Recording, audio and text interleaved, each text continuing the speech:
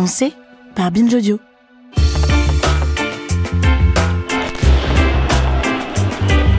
Clichy-sous-Bois a donc vécu de nouvelles heures de violence hier soir au lendemain de la mort de deux adolescents qui tentaient d'échapper à la police. Le 8 novembre, le gouvernement Villepin décrète l'état d'urgence sur l'ensemble du territoire. Nicolas Sarkozy veut s'afficher sur tous les terrains. La justice est saisie, elle fera toute la lumière.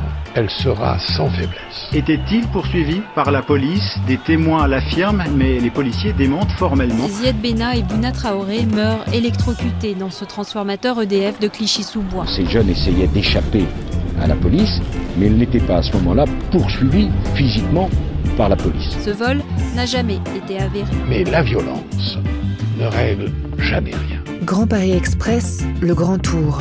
Camille Jusa, Thomas Plé. Vous tirez, hein, c'est facile, hein.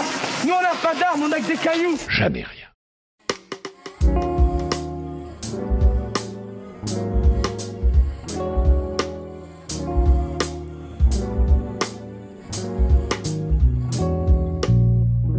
C'était il y a 16 ans. Ça avait duré 3 semaines. La mort de 2 adolescents poursuivis par la police avait embrasé la France et toutes les nuits, partout, ça brûlait. Ça ressemblait terriblement au film La Haine et ça avait le goût amer d'une prophétie réalisée. Nous étions restés sidérés devant nos télés, devant les bars de Clichy-sous-Bois qui tombaient en ruine. Ici, il n'y avait quasiment rien d'autre que d'immenses cités. On mettait près d'1 heure et demie à aller à Paris et d'ailleurs, personne n'y allait jamais. Depuis 2005, on tente de réparer. On a rasé des bars, refait des rues. Un tram a fini par arriver l'année dernière. On met toujours un temps infini à venir à Clichy.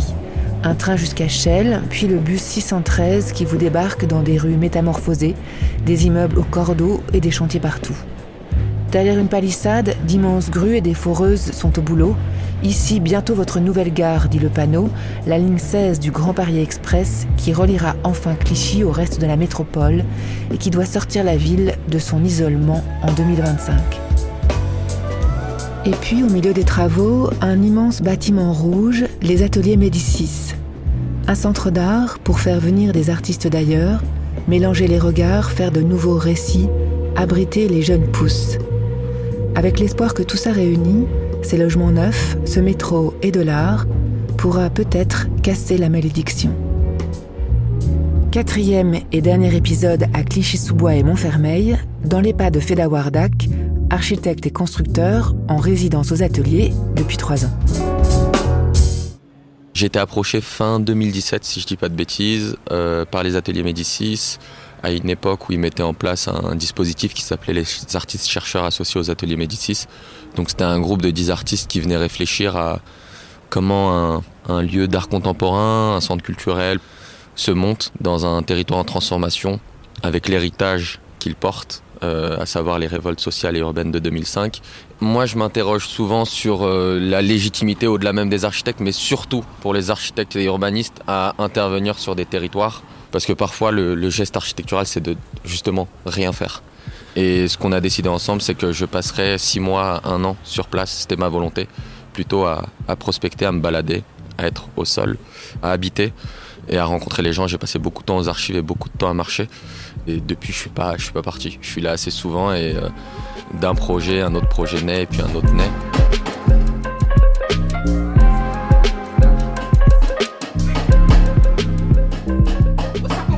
Les termes de périphérie, banlieue, révolte, etc. À part quand on me les amène sur le territoire et sur le terrain, je voulais pas les employer parce que je voulais pas que ça devienne une caricature. Et pour répondre à ta question, du coup, comment est-ce que j'ai, entre guillemets, abordé le terrain ? C'est très lié en fait, c'est que j'ai voulu comprendre l'historique de ce territoire-là pour développer des projets qui s'inscrivent dans des démarches artistiques mais qui échappent à des caricatures dans l'approche. En fait, je me suis assez vite rendu compte que les gamins peut-être de 12, 13 ans et moins considèrent que ces espaces sont leur centre. C'est le centre du monde pour eux, ils n'ont pas tellement cette conscience de Paris qui est quelque chose de très loin. Et finalement, je me rends compte que c'est soit les consciences adultes, soit les propos médiatiques qui d'un coup amènent, de manière presque caricaturale, ce truc de parle-moi de la périphérie, parle-moi de la banlieue, parle-moi des révoltes sociales, etc. Parle-moi de Ziad Bouna. Moi, je laisse ces questions-là à ceux qui sont concernés, parce que je veux pas, c'est pas mon endroit. Alors, plutôt que d'affubler Clichy de grands discours, il m'a proposé d'aller marcher, de regarder de près comment cette ville s'est faite. Dans ce moment d'attente où on a jeté les dés, regarder comment les espaces ont façonné la vie des gens qui vivent ici, mais aussi comment les gens leur ont bien rendu. Je voulais volontairement passer ici parce que en fait, c'est un point d'articulation qui est assez intéressant sur la manière dont on aménage les territoires. Donc il y a un McDonald's et un commissariat qui se font face. De l'autre côté, il y a eu pas mal de destruction ces derniers temps, sur ces 10 dernières années. Une partie du marché là qui a été détruite il y a 1 an, la mosquée qui est en train d'être reconstruite, qui va déménager, et puis les bars des bosquets qui ont été détruites également. Où en fait on voit que tout se construit, se déconstruit. On ne sait pas si on démolit ou si on construit en fait. C'est ça qui est assez frappant. Et si tu fais attention, en fait, la ligne d'horizon, elle est en permanence coupée par des palissades de chantier. Là, en fait, c'est assez criant. Il y a celle de la friche, il y a celle de la gare du Grand Paris, et puis il y a des murs tout autour, quoi.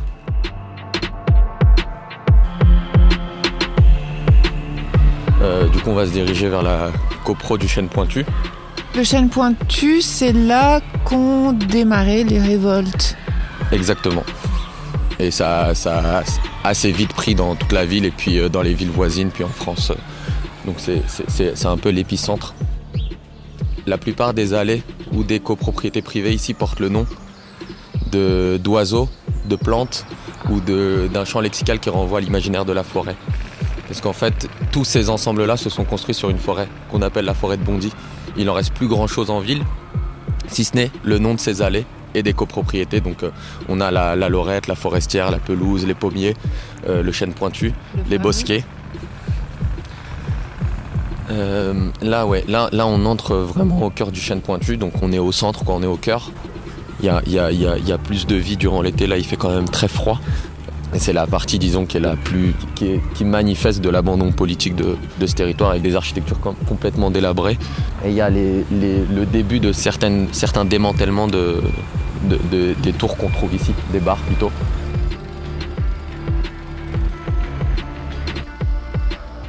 À l'époque, dans les années 60, lorsqu'il y a eu une politique de construction de grands ensembles, à Clichy-sous-Bois et Montfermeil, le foncier n'a pas été cédé par les propriétaires fonciers.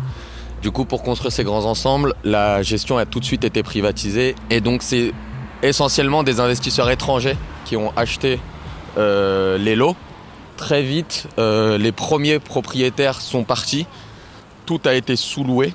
Et donc, c'est là aussi que des appartements ont été divisés en 3, 4. C'est là aussi que les marchands de sommeil ont commencé à exister, etc. Les espaces ont commencé à se dégrader aussi. C'est des espaces très grands. Il n'y avait plus de gestion des ordures ménagères, les parkings commençaient à devenir vétustes, les espaces végétalisés se détérioraient parce que rien n'était géré.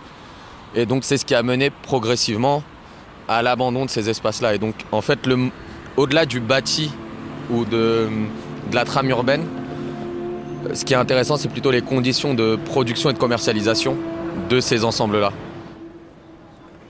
Alors là, on rentre dans une grande barre et les portes n'ont plus de vitres.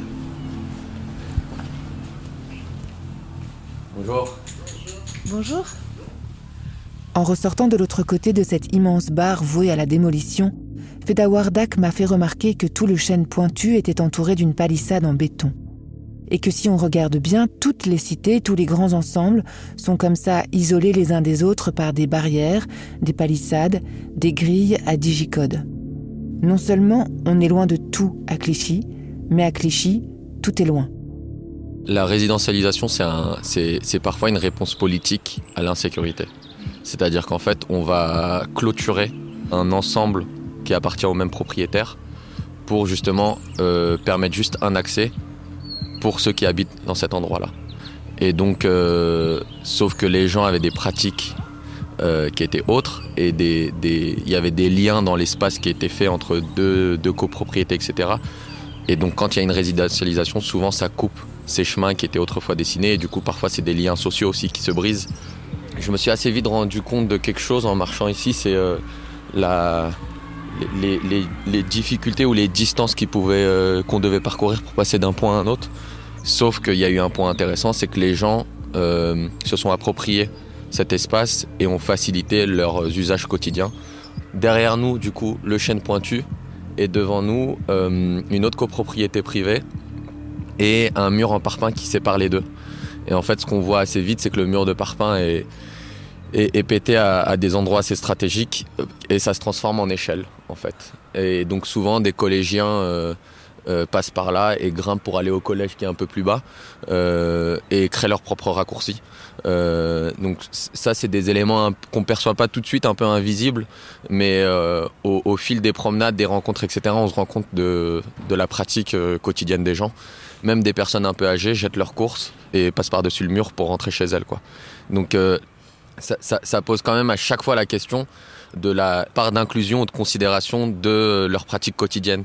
Et dans le cadre des rénovations urbaines, c'est souvent des décisions technocratiques très éloignées des considérations locales.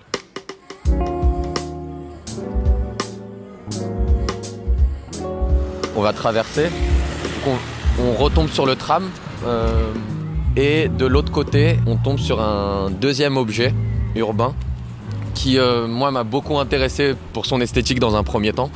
Mais son esthétique m'a fait comprendre ce qu'il représentait et notamment ce qu'il traduisait de ce que moi j'appelle des incohérences liées à l'aménagement de ce territoire. Il faut imaginer une immense fosse en béton, un grand trou le long de l'avenue qui remonte vers la mairie de Clichy. C'est grillagé, mais on y entre facilement et au fond, on devine la trace de terrain de basket et même d'un terrain de foot. Parce que ce lieu, gigantesque, est devenu en réalité un équipement. C'est un objet à la fois brutal et assez beau. Et d'ailleurs, on le retrouve dans des tas de clips et même dans une publicité Adidas. C'est comme s'il était devenu la marque de Clichy. Donc c'est un énorme bassin d'orage. Et ce bassin d'orage, il a été construit après que les copropriétés soient construites, en fait. Pour rappel, en fait, la forêt a été rasée depuis le 19e siècle, d'abord pour construire du tissu pavillonnaire, des maisons, etc. Et puis, à partir des années 60, quand les grands ensembles ont été construits, beaucoup d'arbres ont été coupés. Tout le sol a été bitumé, donc il n'y avait plus du tout d'infiltration d'eau. Et comme on se situe là au point altimétrique le plus bas de Clichy-sous-Bois, c'est l'endroit en fait où il y a eu énormément d'inondations dans les sous-sols des grands ensembles. Et donc le bassin d'orage a été construit a posteriori. Pour moi, il était intéressant en ce sens, c'est qu'il révèle à un moment donné aussi, j'ai presque envie de dire, le manque de compétences ou les malfaçons des architectes et urbanistes de l'époque. On a coulé une dalle sur la forêt, quoi, et l'eau ne s'infiltrait plus. Donc on construit des objets aussi immenses que ça qui deviennent des éléphants blancs 40 ans plus tard.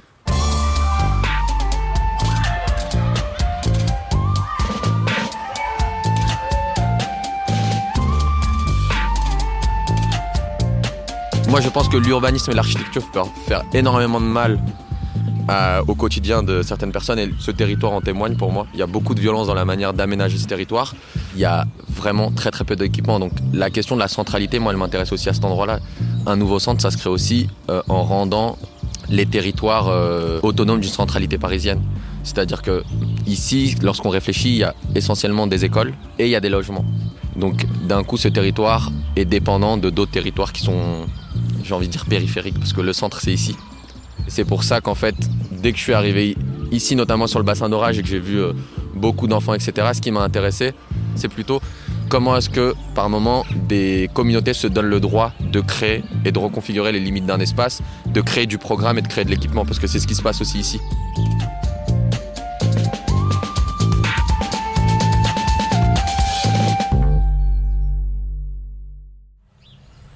Et là, on est dans un petit parc boisé avec un étang au milieu.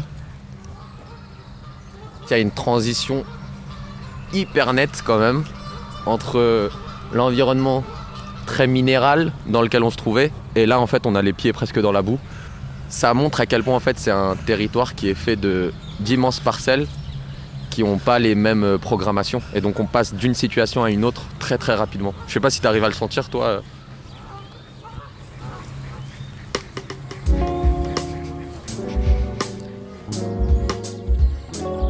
Ça ne se voit pas à l'œil nu, mais Clichy-sous-Bois est traversé par un immense aqueduc souterrain construit sous Napoléon III, grâce auquel les Parisiens ont pu avoir de l'eau potable. Aujourd'hui, cette eau est détournée pour alimenter les besoins immenses du parc de Disneyland. Et en surface, c'est surtout une large promenade où les enfants du quartier jouent. Avec eux, Feda a commencé une sorte d'école nomade. D'abord, une grande table ronde qu'ils ont baladée partout en ville pour discuter, s'improviser historien, sociologue ou architecte. Ce qui m'a donné envie aussi de travailler ici, sachant que moi, depuis mon enfance et mon adolescence, j'ai beaucoup traversé la Seine-Saint-Denis, le Val-de-Marne, l'Essonne, le Val d'Oise, etc. L'abandon politique ici, je l'ai trouvé assez criant dès le départ, depuis que j'étais ado jusqu'à quand j'y suis revenu. Et il y a aussi eu cette singularité d'avoir une ville face à une forêt. Et l'histoire urbaine des deux villes est liée à cette forêt. Donc je voulais construire deux histoires, une sur la question de l'eau et une sur la question de la forêt. Ces histoires, je voulais pas les construire uniquement à partir de moi, de mon imaginaire et de ce que je suis. Je voulais la construire à plusieurs. Et quoi de mieux que les imaginaires de l'enfance, en fait. Parce que les enfants considèrent que Clichy est leur centre. Donc ils sont pas dans des discours stéréotypés. Ils vont pas me parler de vivre ensemble. Parce que le vivre ensemble, c'est un concept étatique qui se retrouve aujourd'hui dans des discours ici de certains habitants. Mais malgré eux, en fait. C'est une forme de colonisation de l'esprit, quoi. C'est quelque chose qui, moi, me fait vachement peur, en fait. C'est pour ça que l'enfance, moi, m'a intéressé. Parce qu'il y a beaucoup plus de folie et les imaginaires on se bride pas, en fait. Ils ont fini par construire ensemble une immense machine à eau qui l'été devient un jeu pour les enfants. On avait prévenu Feda Warda que les choses ne durent pas ici. C'est pourtant la 3e année que le grand squelette de bois passe devant les ateliers. On en a profité pour faire une petite pause et rencontrer Cathy Bouvard, la directrice. Parmi les objectifs du Grand Paris Express, il y a bien sûr le fait de desservir 42 quartiers prioritaires de la politique de la ville. Ou encore, à Clichy-Montfermeil, de multiplier par 11 le nombre d'emplois accessibles pour les habitants. Mais pour Cathy Bouvard, le désenclavement, c'est aussi une affaire de représentation. Évidemment que la question de la mobilité et de la mobilité pour les gens qui vivent ici, la question de la mobilité, elle est cruciale, mais je crois que pour les artistes aussi. Et aujourd'hui, il faut casser cette assignation. Et il faut regarder les artistes issus des périphéries, mais d'ailleurs comme d'autres artistes, et pas comme des originalités sociologiques ou des symptômes. Voilà. C'est très français, cette question de la centralité. C'est extrêmement français et je crois que vraiment qu'aujourd'hui, on arrête d'imaginer que le centre de la France se trouve entre la station Opéra et la station Louvre. Voilà, il faut arrêter ça. Je crois qu'aujourd'hui, d'autant plus avec les techniques de communication qu'on a aujourd'hui, il y a possibilité de faire autrement et que des points forts s'expriment de partout. Je pense que toutes les personnes qui travaillent aujourd'hui aux ateliers Médicis ont à un moment fait une rencontre avec un artiste ou avec une œuvre et ont été transformées. Et que nous, notre envie, c'est de permettre cette chose-là à cet endroit-là. Et moi, je dis toujours, les artistes, ils sont normalement un tout petit peu en avance sur nous, sur la façon dont ils lisent le monde. Et ça nous permet d'avoir un peu moins peur de voir leurs œuvres. Et aussi, souvent, on dit, dans 10 ans, ce qu'on voudrait, c'est que Clichy-Montfermeil, ce ne soit pas un endroit dont on parle, mais d'où l'on parle. Et ça, cette chose-là aussi, faire en sorte que des langages, des œuvres, des fictions, des récits émergent à égalité de ces endroits que dans d'autres endroits, ça nous paraît très important. Après t'avoir raconté l'histoire qu'on a constituée avec les enfants de l'école nomade sur l'eau, la deuxième histoire était sur la forêt. Parce que les villes de Clichy-sous-Bois et de Montfermeil ont une histoire avec cette forêt. Du fait qu'elles se sont construites sur cette forêt. On est sur cette grande avenue qui suit le tracé du tram en fait. Et le tracé du tram nous amène à la station justement la Clichy-Montfermeil, avec des grandes grues de l'autre côté de la palissade qui sont le chantier de la future gare du Grand Paris. Et juste derrière cette gare, on voit les grands arbres qui dépassent, on les lit en filigrane juste derrière les grues, qui sont les arbres du bois de Bondy en fait. Qui sont les bois de Clichy-sous-Bois. Exactement, parce qu'on appelle la forêt le bois de Bondy, parce qu'autrefois, elle allait jusqu'à Bondy, et pour l'anecdote, c'était aussi une forêt qu'on appelait la forêt des bandits. Pendant tout le Moyen-Âge, c'était un lieu qui était considéré comme très dangereux, parce que c'était le repère de beaucoup de bandits. Et donc c'est un truc qui est aussi resté dans l'imaginaire collectif. Nous sommes entrés dans cette forêt millénaire et d'un coup, les bruits, les marteaux-piqueurs ont disparu. Nous avons marché jusqu'à l'atelier que Feda Wardak a installé dans une maison de garde forestier. Ici s'active une foule de gens, chorégraphes, réalisateurs et apprentis menuisiers. La forêt permet à la fois des projections de l'esprit beaucoup plus riches que lorsqu'on est en ville, mais à la fois est un lieu où les choses se racontent plus simplement, plus en profondeur, et la fragilité, l'intimité. Et le projet ici, il s'appelle comment ? C'est un projet qui s'appelle En dessous la forêt, qui renvoie aussi à cette question du plan horizontal et de la dalle, ou du plan bitumé. Et sous ce plan bitumé, qui est en ville, la forêt est toujours là en fait. Si les espaces ne sont pas entretenus, elle repoussera par-dessus. Et En dessous la forêt, c'est 4 projets en un. C'est à la fois une installation monumentale au milieu de la futaie de sapins.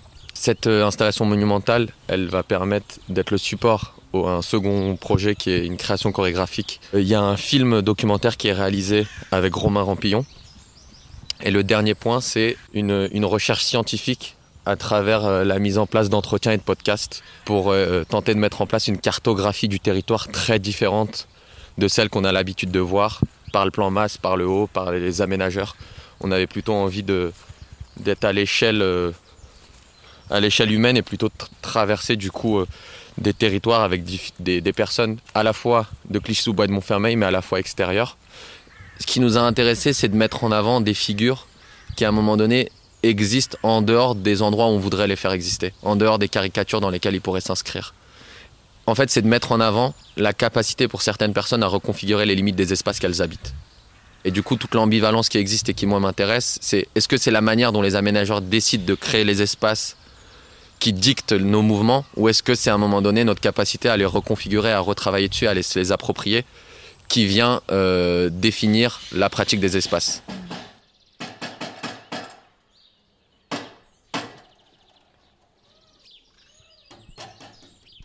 Qu'est-ce que vous faites, vous ? En gros, je l'apprends à faire un assemblage, quoi. Mais je l'apprends pour qu'il fasse une chaise. On a un projet là. C'est une petite chaise, ouais, basse, pour l'été et tout, pour relaxer un peu. Un peu transat. Ouais, exactement. Et vous habitez à Clichy ? Moi, j'habite à Clichy, à limite ainsi, quoi. Et lui, il habite à... j'habite à Nice-sur-Marne. Non. Você começa daqui, ó. Vem pra cá. É. Ô, sapão, caralho! O que você tá fazendo? Comment vous avez rencontré Feda, alors ? Bah, on est allé faire du vélo à la forêt et tout. Normalement, on sort et tout, comme ça, pour faire des connaissances. On les a trouvés en train de construire la cabane. Bah, je les ai demandé et tout. Ils ont dit qu'ils étaient menuisiers. Et du coup, ils m'ont invité pour travailler avec eux, moi et Sapa. Personnellement, moi, je travaille beaucoup avec Feda pour que j'apprends et tout. Et c'est parce que si j'ai un projet dans ma vie, c'est de partir au Canada ou en Alaska. Comme ça, je construis ma maison et là-bas, je vais construire mes meubles et tout ça pour vendre aux gens et c'est tout. C'est déjà passé beaucoup, déjà.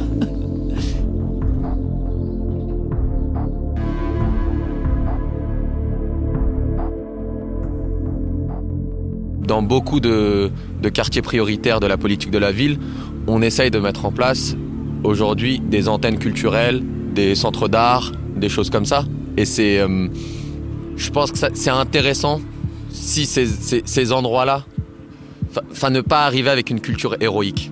Ne pas considérer l'art comme quelque chose qui arriverait et qui sauverait tout. Mais du coup, à mon endroit, moi, j'essaie de le pratiquer comme un art politique qui vient au-delà de fabrication d'événements ou de construction, j'ai envie de dire en bois de palette.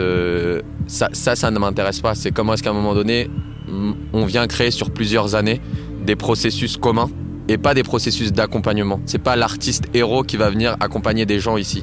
C'est comment est-ce que il y a un commun qui se crée, une communauté qui se crée, une communauté politique qui vient à un moment donné construire quelque chose ensemble. Et pour moi, ce qui doit se construire, c'est une expérience avant une production, en fait. Marcher dans cette forêt, c'est comme avoir la chance de voir ce qu'un jour, il y a longtemps, Clichy a été, comme avoir accès à sa mémoire. On mesure aussi combien ce lieu est fragile et précieux. En y croisant des adolescents, des joggeurs, des femmes revenues du marché avec leur cabas, on imagine aussi comment demain, Clichy-sous-Bois ne sera peut-être plus cet endroit dont on partira facilement grâce au nouveau métro, mais au contraire, un endroit où l'on viendra de loin pour passer quelques heures à l'ombre de grands arbres. Si on fait ce projet aussi près aussi de la gare, c'est parce qu'à un moment donné, moi je me suis rendu compte que ce qui se passe en ville et ce que tu as traversé là avec moi pendant 3 heures, c'est un chantier monumental et permanent qui nous rappelle le chantier d'il y a presque 60 ans, qu'on n'a pas connu. C'était sans doute plus monumental, mais le projet qu'on décide de créer ici amène à capter ce moment charnière qui a la transition entre 2 politiques urbaines, on va dire, amenées par la rénovation urbaine, justement. C'était Grand Paris Express, le Grand Tour, un hors-série programme B de Camille Jusa et Thomas Plé, avec la participation de la Société du Grand Paris. Merci à Camille Jusa pour ce reportage réalisé par Thomas Plé et coordonné par Camille Codor avec la participation de la Société du Grand Paris pour Programme B, qui est un podcast de Binge Audio préparé par Lorraine Bess. Tous nos épisodes, les nouveaux comme les anciens, sont à retrouver sur toutes vos applis de podcast. Suivez-nous sur Internet si vous voulez nous parler et à très vite pour un nouvel épisode.